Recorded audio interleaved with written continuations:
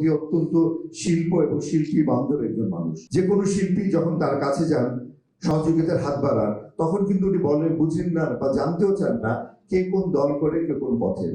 তো সার্বিকভাবে সবসময় শিল্প এবং শিল্পের উন্নয়নের জন্য উনি আছেন। প্রত্যেক বছর সমস্ত কাজ ফেলে হলেও কিন্তু আমাদের জাতীয় চলচ্চিত্র পুরস্কারটি দিয়ে দেন। তো এমন প্রধানমন্ত্রী যেখানে আমাদের পাশে আছেন, সেখানে আমাদের দায়িত্ব, আমাদের দায়বদ্ধতা এই অনুদানের সিনেমাগুলো ভালো করে তৈরি করে তার হাতে পৌঁছে দেওয়া।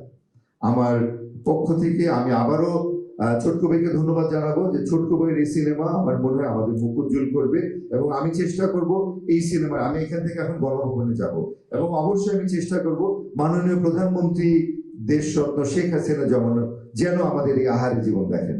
আমি এই ব্যবস্থা করে দেবো ইনশাআল্লাহ। সবাই ভালো থাকবেন, সুস্থ থাকবেন, বাংলা চলচ্চিত্রের পক্ষে থাকবেন, আহারে জীবনের সাথে থাকবেন।